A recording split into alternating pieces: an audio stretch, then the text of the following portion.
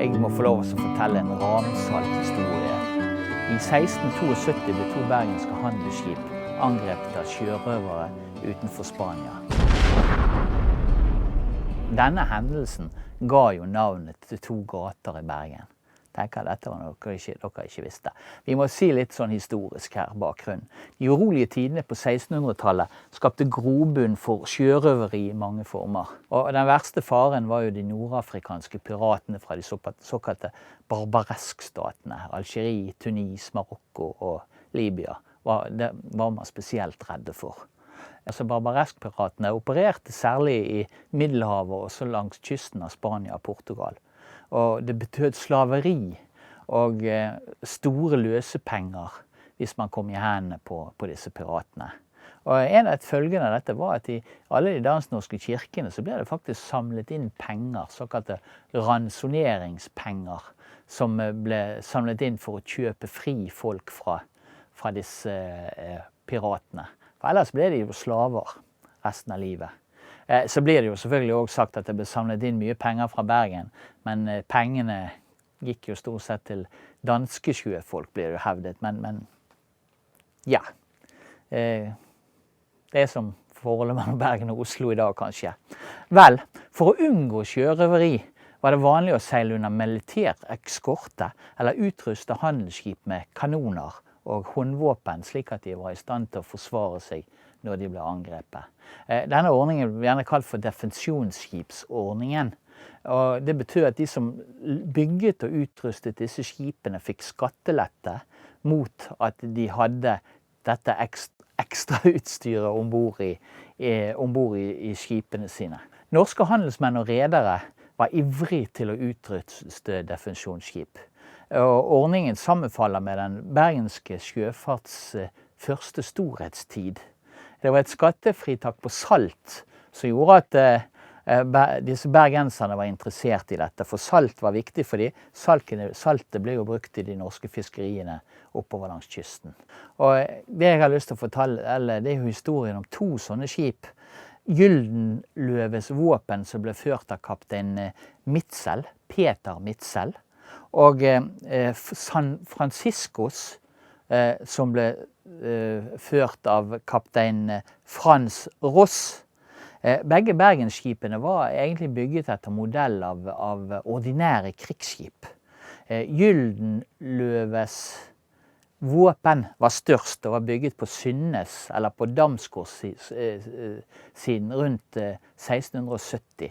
Skipet hadde en bemanning på 26 personer og hadde 18 kanoner. Det noe mindre San Franciscus var sannsynligvis bygget i Nordhordland eller Hardanger vinteren 1670-71 og hadde 24 mann og 14 kanoner. Normalt så skulle sånne skip gjerne seile i konvoi, men de fant ingen å seile i lag med. Så det endte med at de seilte fra Bergen til England alene. Og i England fant de heller ingen å seile videre med, så de bare seilte videre nedover og skulle til Spania og Lisboa og hente salt. Vel, da ligger disse skipene utenfor Capo Espicel. Det er mellom Lisboa og Setúbal. Og når de ligger der, så er det et skip som begynner å forfølge dem. Så forstår de at det er pirater. Så kapteinene bevæpner jo mannskapene sine da med håndvåpen og lader kanonene. Om morgenen klokken 8, den 23. mai 1672, så blir de angrepet av et svært sjørøverskip med 36 kanoner. Det første angrepet fra piratene gir bergenserne egentlig ganske få skader. Bergenskapteinen lar være å svare på ild, og seiler rundt og kommer liksom på godt skuddhold på denne piraten, og så fyrer de av sine kanoner.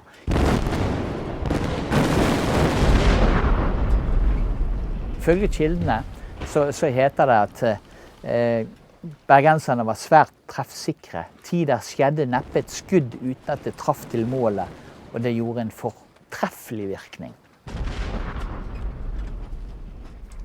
Vel, etter denne skuddvekslingen angrep sjørøverskipet Ross sitt skip San Franciscus. Når Ross klarte å seile unna angrepet, så hoppet de på Mitzel sitt skip, den Gyldne Løve istedenfor, som forsvarte seg med en ny treffsikker salve mot piratene. Selv om sjørøverskipet ble skadet, klarte allikevel en 70-80 sjørøvere å entre det bergenske skipet.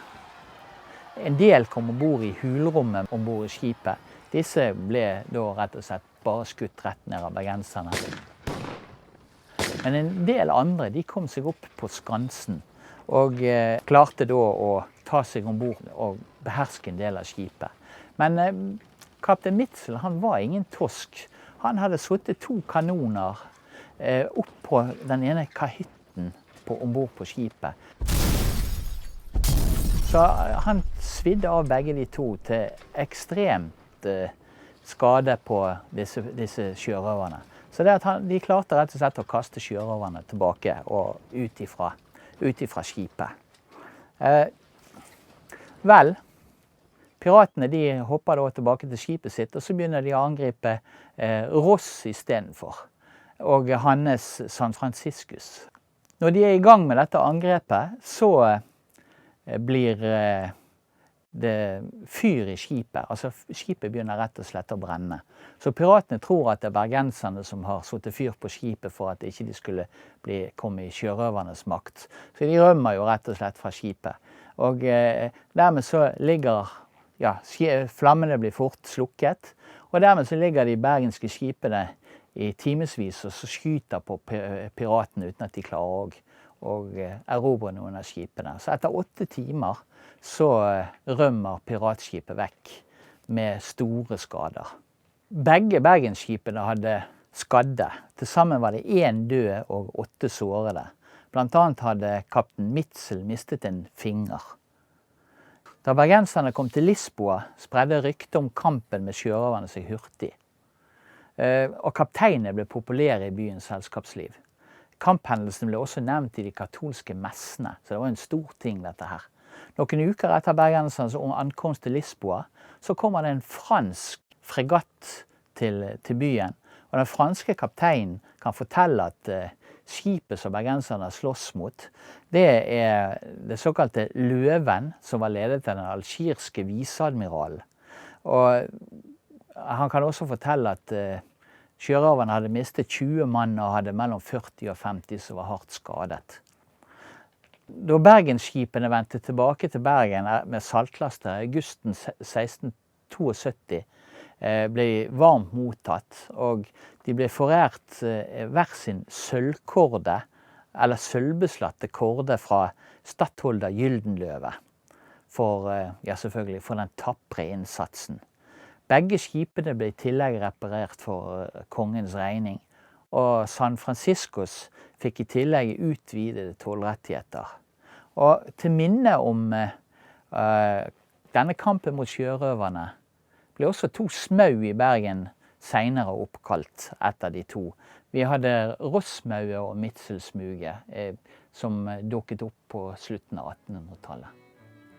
Det var historien om en bergensk heltemodig innsats mot blodtørstige pirater. Og det som er litt morsomt, det er jo at det ble laget i samtiden av alle verdens mennesker. En trønder laget et flott bilde av denne trefningen som vi har på Universitetsbiblioteket.